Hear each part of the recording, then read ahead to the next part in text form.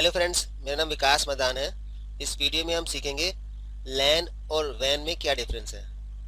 Basically लैन का मतलब होता है local area network. Local area network means जहां पर ऐसा नेटवर्क जहां पर दो या दो से ज़्यादा कंप्यूटर्स आपस में कनेक्टेड हो और वो डाटा शेयर कर सके। आपके सामने जो मैंने फिगर बनाई हुई है, इसमें ये हमारा मुंबई का एक लोकल एरिया नेटवर्क है। एक ऑफिस के अंदर ये स्विच लगा हुआ है और स्विच के साथ सारे ये कंप्यूटर कनेक्टेड है। मैंने अभी यहाँ पर एक स्विच दिखाया है और नंबर ऑफ स्विच एक से ज़्यादा भी हो सकते हैं, लेकिन ये डिपेंड करता है नंबर ऑफ कंप्यूटर्स के ऊपर।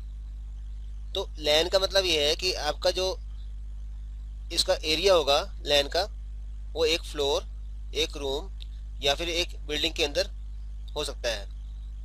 अगर आपका एक और ब्रांच बेंगलोर में भी है तो ये भी लैन ही कहलाएगा, local area network. Number of switches depend करते हैं नंबर ऑफ यूजर्स के ऊपर। जैसे जैसे हमारा नेटवर्क बड़ा होता जाएगा और हम स्विच और ऐड करते रहेंगे।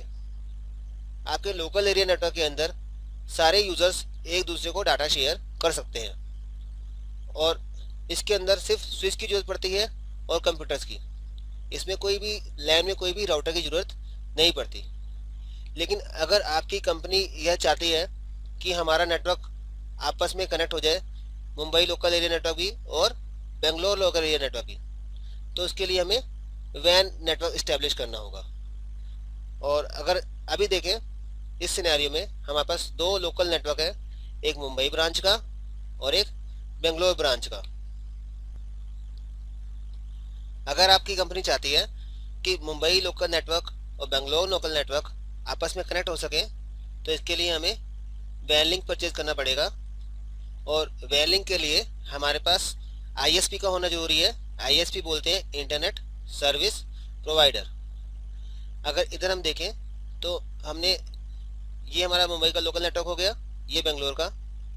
हमें एक लोकल एरिया नेटवर्क को दूसरे लोकल एरिया नेटवर्क से कनेक्ट करने के लिए किसी आईएसपी को, इंटरनेट सर्विस प्रोवाइडर जैसे एमटीएनएल है इंडिया में, वीएसएनएल है, इनसे कॉन्टैक्ट करना पड़ेगा। इनका नेटवर्क ऑलरेडी आपस में इस्टेब्लिश होता है और जब हम इनसे एक वैन लिंक परचेज करेंगे, वो वैन लिंक हमारे राउटर पर आकर लगेगा। अगर आपने पहली पिक्चर में देखा हो तो उसमें राउटर की ज़रूरत नहीं थी। तो राउटर का जो मेन वर्क है, आपको एक नेटवर्क को दूसरे नेटवर्क को अटैच कराता है।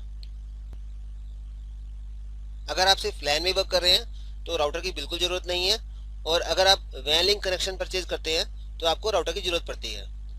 राउटर मीन्स ऐसी डिवाइस जो आपके डाटा को रूट प्रोवाइड करती है। तो इसके लिए हमें राउटर के अलावा एक वैन लिंक भी परचेज करना पड़ता है, और वो वैन लिंक जो है आपके लोकल ऑफिस से आपके मुंबई के जो या आपका जो लोकल आईएसपी सर्विस प्रोवाइडर होगा उससे कनेक्ट कराएगा। जैसे आपके पास फ़ोन लाइन आती है ऑफिस में, और उनका कनेक्शन जो है आपस में स्टेट टू स्टेट कनेक्ट होता है और आपको सर्विस प्रोवाइडर ही दूसरा लिंक भी प्रोवाइड कराएगा, जैसे बेंगलोर आईएसपी से लेके आपके बेंगलोर के लोकल ऑफिस तक।